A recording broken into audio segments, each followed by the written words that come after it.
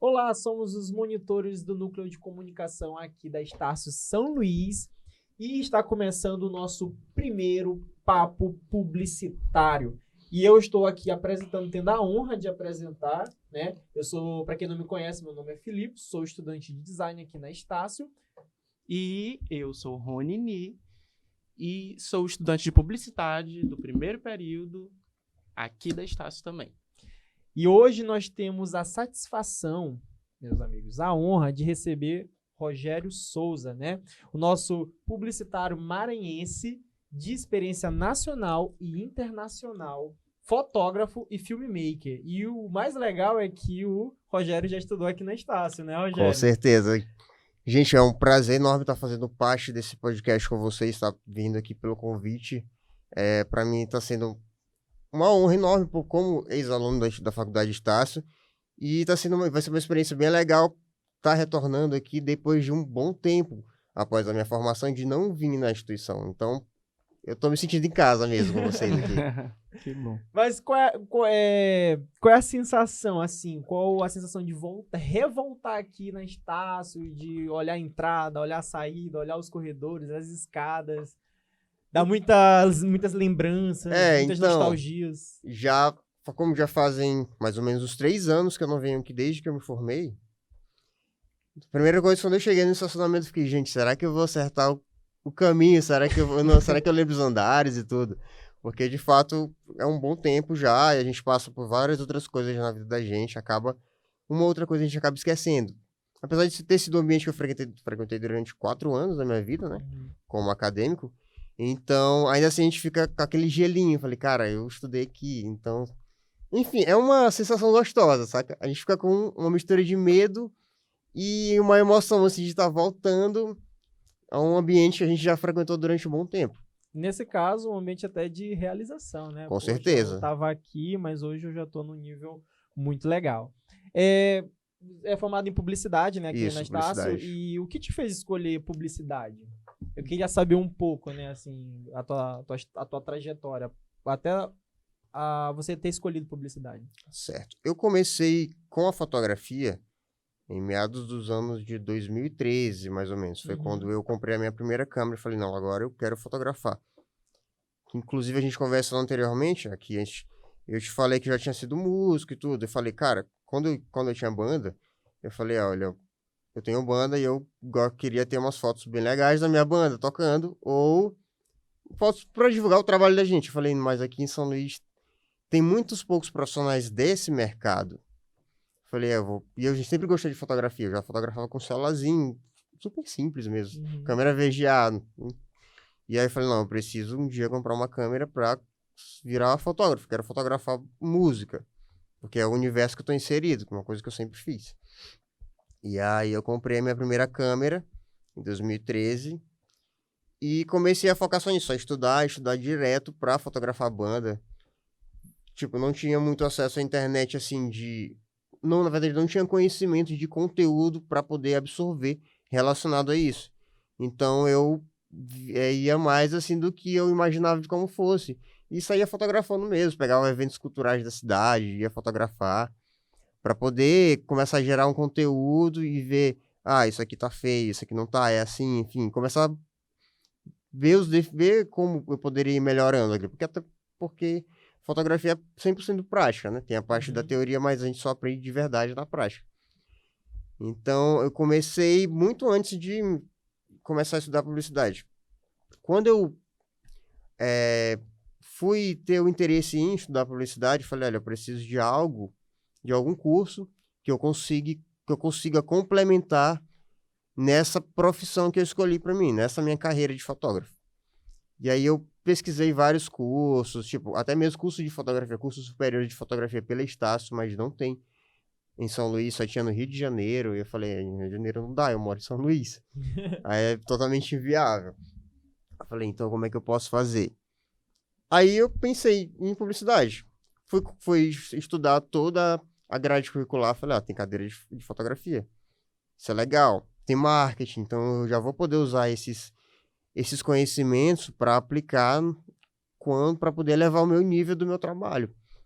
E assim eu entrei na publicidade.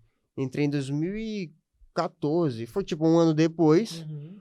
porém eu já comecei desde 2013 já martelando nisso. Falei, buscando escolher algo que fosse, que eu pudesse agregar muito mais valor como profissional de fotografia e juntando uma coisa com a outra. Então daí veio a escolha do curso de publicidade. E era legal, foi até legal, a gente, um pouco tempo atrás, a gente estava aqui até discutindo com a galera da Nucom, que a publicidade, eu posso ser publicitário, mas eu posso, sei lá, vender carro e utilizar esses conhecimentos Exatamente. de publicidade Dentro, para né? vender carro. Posso ser músico, mas eu posso fazer publicidade e através dos meus conhecimentos de publicidade me promover, né? Tipo, na época que eu comecei a estudar na Estácio, e já fotografava também, mas eu trabalhava em uma loja de rock, pra variar. Tu tocava qual instrumento? Eu tocava guitarra. Ah, Eu trabalhava na Mad Rock Store, que era uma loja que tinha várias lojas aqui em São Luís que só vendiam artigos, camisetas, acessórios, essas coisas de rock, de bandas e etc. Então, como eu não estagiava no mercado, não tinha nada assim, ainda não tinha me aparecido nenhuma oportunidade de estágio, eu falei, não, eu vou aplicar tudo que eu estiver aprendendo na faculdade no meu atendimento aqui, dentro da loja. Até porque a gente sabe que na publicidade a gente estuda como é que funciona o atendimento ao cliente. Inclusive, é uma das áreas de uma agência publicitária. sim. Então, eu comecei a pegar todo esse conteúdo e trabalhar dentro do meu atendimento com o meu cliente. Todas aquelas estratégias e tudo, para saber como é... Enfim, eu apliquei toda a minha teoria da faculdade. O meu trabalho em si já era o meu estágio. Era ali que eu estava aplicando tudo que eu estava aprendendo. É isso que eu já ia falar, ele já começou pelo estágio, Pois né? é. A gente geralmente faz, né, o curso, termina a faculdade para depois procurar a especialização dentro daquele conhecimento que a gente Sim. tem na universidade. Tu já começou com a tua especialização para depois fazer o... Eu acabei somatizando mais ainda. Que interessante. Isso é bem legal. E falando já de experiência, assim, depois que você se formou, qual foi a tua primeira experiência, assim? Foi complicado ou já foi mais de boa, tranquilo? Depois de formado, assim, teu primeiro trabalho já publicitário formado e já fotógrafo, assim. Então, voltando Lembra? um pouquinho, antes de me formar, eu já comecei a trabalhar dentro de agência. Uhum. Eu trabalhei em uma agência que atendia a prefeitura de São Luís. Eu acredito que eu estava na metade do meu curso, 4º para 5º período, aqui na Estácio. Comecei a trabalhar numa agência aqui que fazia atendimento da prefeitura. E lá eu comecei a trabalhar no setor de monitoramento de redes sociais e tudo. Só que não era o que tinha disponível na época. E só que depois de alguns meses, eles meio que identificaram, viram que eu era fotógrafo, né? Então me deram um certo upgrade na minha função lá. Aí eu fui fazer a parte de fotografia, cobrir as redes da prefeitura na parte de fotografia. Então, assim, em agência publicitária, essa foi a minha única experiência ainda como acadêmico. Uhum. Eu não tive estágio, como eu falei, eu não estagiei em nada dentro do período letivo do meu curso. Eu apenas tive as experiências, somatizei com as experiências que eu já tinha de trabalho e acabei, por graça também, pegando um emprego dentro de uma agência que já foi muito bom para mim.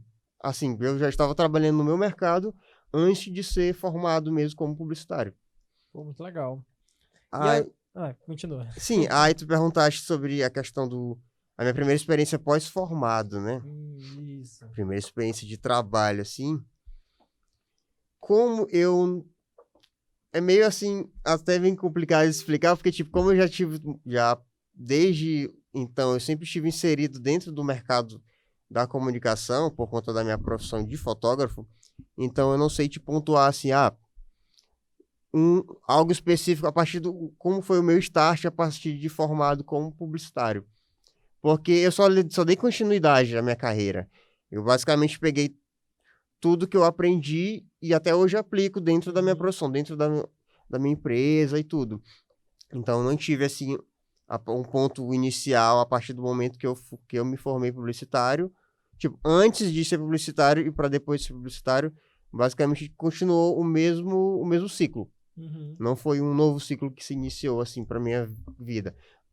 Porém, eu já era publicitário a partir de então. Tu não fez que nem aquela galera que se forma e vai trabalhar com um anelzinho de formado.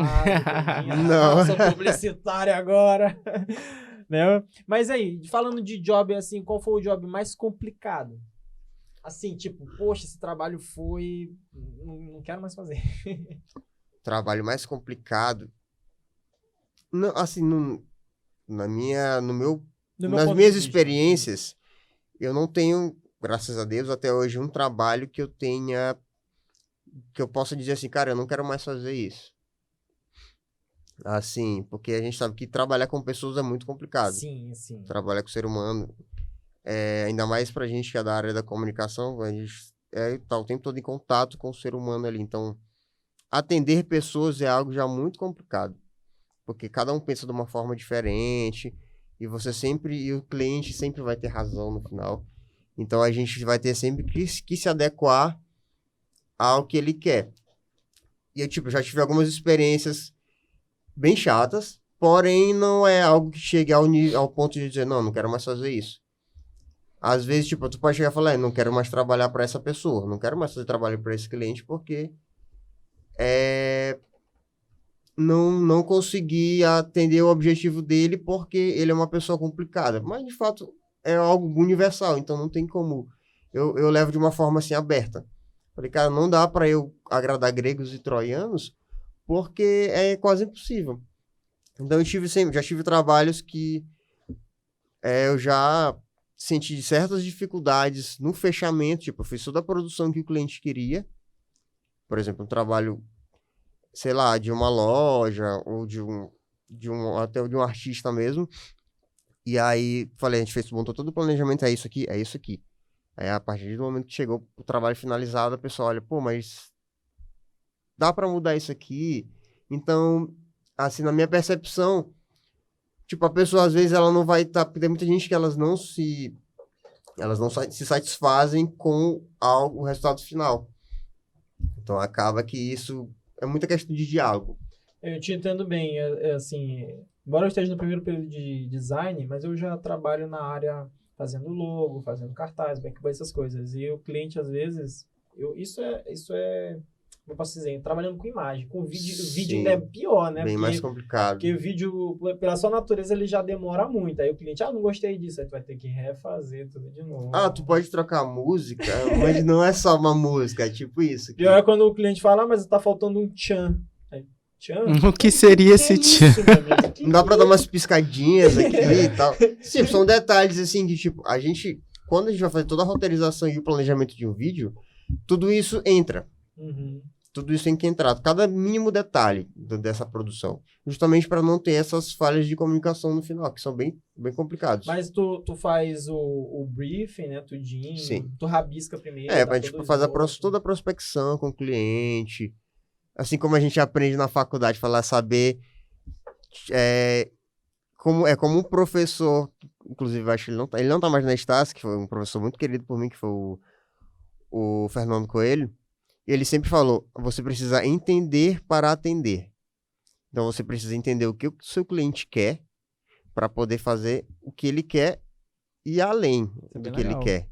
Porque a partir do momento que você consegue surpreender ele, além do resultado, você consegue fidelizar aquele cliente. Eu sempre pensei dessa forma. Então, tem um exemplo de informações, de coisas que eu aprendi na faculdade que eu levo para a vida, tanto para a vida pessoal quanto para a vida profissional. Porque a gente precisa sempre saber o que o cliente da gente quer. Ele vai te dizer, eu quero um vídeo. Eu só quero um vídeo da minha empresa. Mas aí, que tipo de energia você quer passar nesse vídeo? Qual tipo de linguagem? Qual vai ser o tipo de veiculação que você vai trabalhar esse vídeo? Hoje em dia a gente trabalha mais com redes sociais, né? VT para televisão é muito raro ser trabalhado. Então, porque vídeos... Inclusive, eu tive uma discussão recente, discussão assim, saudável, claro, com um cliente meu, porque eles queriam um vídeo com muitas informações, porém era um formato mais televisivo. Só que ele queria para rede social. Aí coube a mim fazer o quê? Explicar para ele, olha, a forma que a gente vai trabalhar, que foi fechado para a gente trabalhar, na prospecção, seria um material para redes sociais, porque tu queres fazer tráfego pago e tudo mais. Então, esse tipo de linguagem que tu queres trabalhar não se adequa ao formato de material para rede social. Aí eu fui explicar direitinho. Falei, ó, o vídeo para TV é assim, assim, assado, entra isso, entra esse texto, entra a narração e tudo. Já o material para internet, ele é um material mais clean, mais limpo, que ele vai mais mostrar como é o teu empreendimento, o que vocês oferecem, mas com uma linguagem um pouco diferenciada da TV. Que da TV é coisa de 30 a 45 segundos. No máximo, que quase ninguém faz VT de 45 segundos. Então, na internet, não, você pode fazer de 1 minuto, 1 minuto e meio, enfim. Então, você pode trabalhar mais detalhes. Na TV tem que ser papo. Sim. Então, todas essa conversa, que é o que eu sempre tenho com os meus clientes. Porque ele tá ali para contratar o serviço da gente. Então, tipo, ele quer saber... Você é o especialista. Ele não sabe de nada, ele só quer um vídeo. Ou só quer foto, enfim. Essa é a função do profissional, exatamente. Né? Explicar, nortear, dizer qual é a direção certa que ele tem que ir, né? Essa é a função da gente, como especialista, chegar e falar, ó, a melhor forma de você fazer assim, assim, porque vai conseguir ter o melhor alcance para tua empresa. E é isso. Infelizmente, tem clientes que são cabeça dura, né? Que eles eu quero isso aqui porque eu quero. Mas não é desse jeito. Mas eu quero. Então tá bom. A gente tem que saber. É bem complicado. Só não vai entrar no meu portfolio. A gente tem que saber o que eles querem. Mas é basicamente melhorar, isso. Né? Se for algo que não te... Assim, o seu cliente quer isso, você tem uma versão melhor, se na tua percepção, você pode utilizar a sua produção particular daquele job ali para o teu portfólio e entrega o que o seu cliente quer. O importante é você fazer o que ele quer. Ah, sim. Fiquei sabendo também que você já viajou para fora, né? Isso sim. É legal. Isso é o que eu desejo de todo mundo. A gente que trabalha nesse com meio, certeza. de trabalhar lá fora e tudo. E conta pra gente como é que foi essa experiência lá fora, como é que aconteceu, como é que surgiu a oportunidade. Cara, eu já trabalhava com uma banda daqui de São Luís, chamada Jack Devil, que são amigos meus há muitos anos. Uma galera ali do bairro do Quatraque. E aí surgiu a oportunidade eles já haviam feito uma turnê na América Latina, que não teve como eu participar, por questão de trabalho e tudo. E eu também estava estudando aqui na Estácio ainda. Mas aí em 2017, de 2016 para 2017, surgiu o convite deles de acompanhar a banda nessa porque era a primeira experiência deles na Europa. Falaram, tu não quer ir com a gente vê como é que a gente faz, articulou tudo para poder... Porque a gente precisa registrar esse momento da gente. A gente precisa fazer um mini documentário, ter registros fotográficos, porque é um rolê tão único assim, principalmente para quem é do Brasil, que é algo muito difícil. E é uma banda de thrash metal, que é metal e não é algo muito valorizado aqui, dentro do cenário musical. Então, principalmente para a época de 2017, foi ontem praticamente, mas ainda assim não era tão valorizado. E aí, como sempre falo, São Luís não é terra para fazer rock, é terra para fazer outros estilos musicais. Isso é verdade. Então, surgiu esse convite e aí eu fui.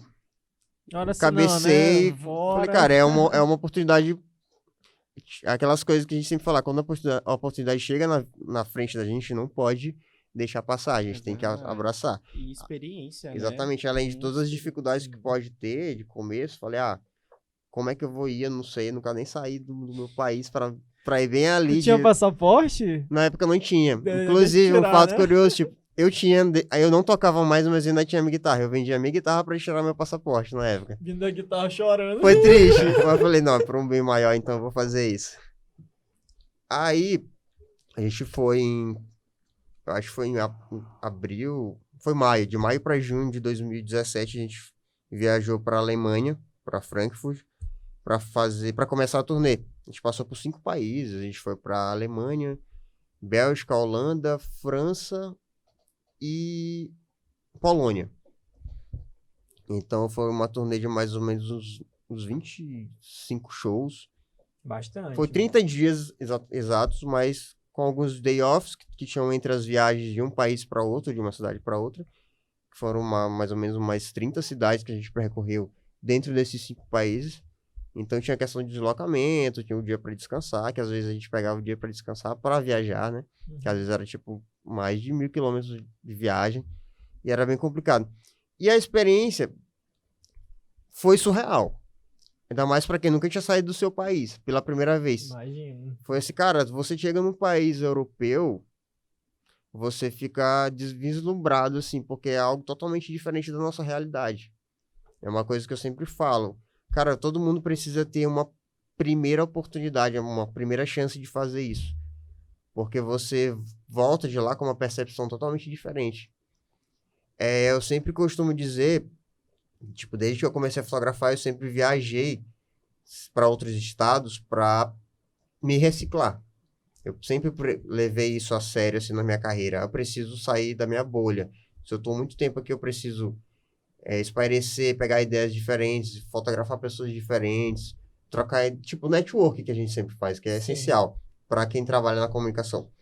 Então, esse foi um network, tipo, de nível internacional para mim, né? Porque eu conheci outros fotógrafos que, inclusive, eu já tinha contatos aqui Nossa, que legal. no Brasil. Um fotógrafo da Holanda que eu já conversava com ele há muitos anos pelo Facebook. E aí eu pude conversar com ele pessoalmente, foi fenomenal. Mas como é que era a conversa, assim? Era em holandês, inglês, Não. português, tradutor, Google Tradutor? A princípio, essa primeira turnê foi super complicada, porque, tipo, eu não tinha experiência na prática com inglês.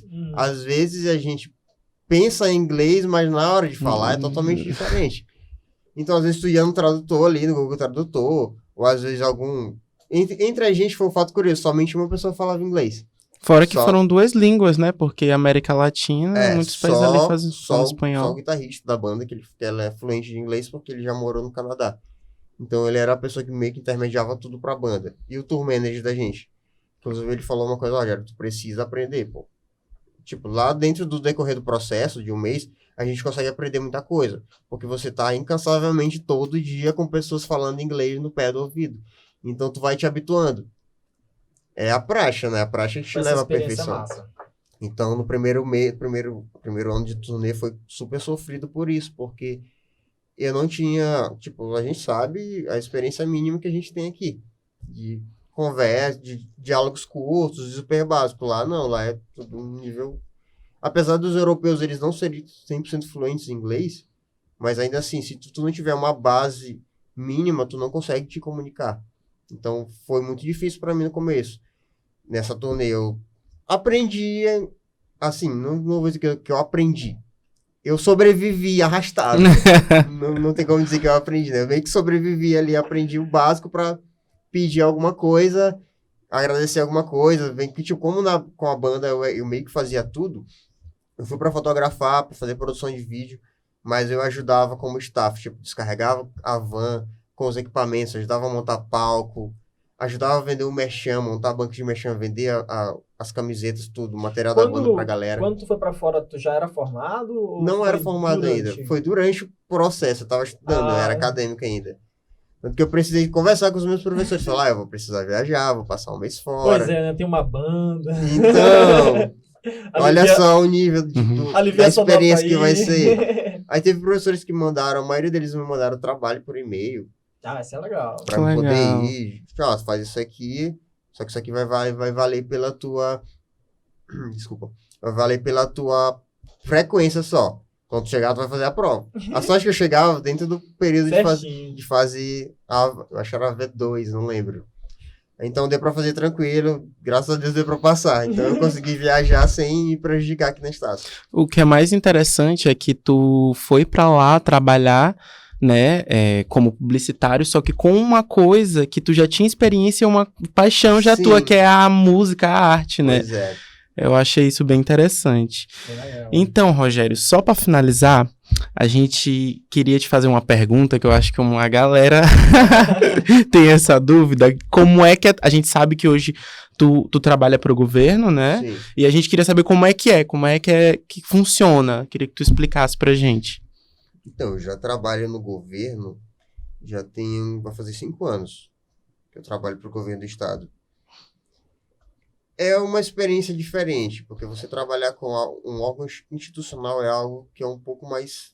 Tem que ter uma visão um pouco mais sensível. Tipo, muita gente fala assim, me conhece o Rogério que trabalha com banda. Que é como eu sempre falei, eu vou me especializar em trabalhar com música. Fazer direção de videoclipes para artistas, trabalhar fotografia de shows e tudo. Tanto que isso me proporcionou muita coisa dentro da minha carreira até hoje. Só que aí... tem o lado B, tipo, quando você começa a trabalhar com um órgão institucional, algo mais delicado. Por exemplo, eu, como trabalho para a saúde do Estado, então você tem que ter uma visão um pouco mais detalhista, mais... Cara, é totalmente diferente. Algo mais clean, mais sensível. É mais rígido. Saúde, exatamente. É mais rígido. Não diria rígido, eu diria ter uma acessibilidade maior. Como eu sempre falo, trabalhar para a saúde, ela me proporcionou ser um ser humano melhor. Porque você passa por tantas experiências, principalmente nesse período agora que a gente teve da Covid. Eu entrava em leito de UTI e via diversas pessoas entubadas, porque eu precisava entrar para fazer material para a gente mandar para as TVs, né? Que é como funciona até hoje, porque era área restrita que nem todo mundo pode entrar. Então a gente entrava todo preparado, colocava toda aquela roupa e tudo, e aí para fazer as imagens, as captações. Então eu digo assim que trabalhar no governo me tornou uma pessoa melhor, uma pessoa mais sensível, por conta de eu conseguir ver como as coisas funcionam na prática. Tipo, você tá aqui de fora falando, mas, tipo, tem gente tá na pandemia, tô aqui me cuidando e tudo, pra não adoecer, às vezes eu, sei lá, pego o Covid e fico em casa ali me cuidando, mas a gente não sabe como é que tá lá dentro do hospital, a gente não vê o sofrimento, tanto das pessoas que estão internadas, que não pode ter um ente querido ao lado para acompanhar por acontecer algo crítico, tanto dos profissionais que estão ali 24 horas por dia trabalhando. Então, tu vai vendo tudo isso, de certa forma, te gera uma aflição.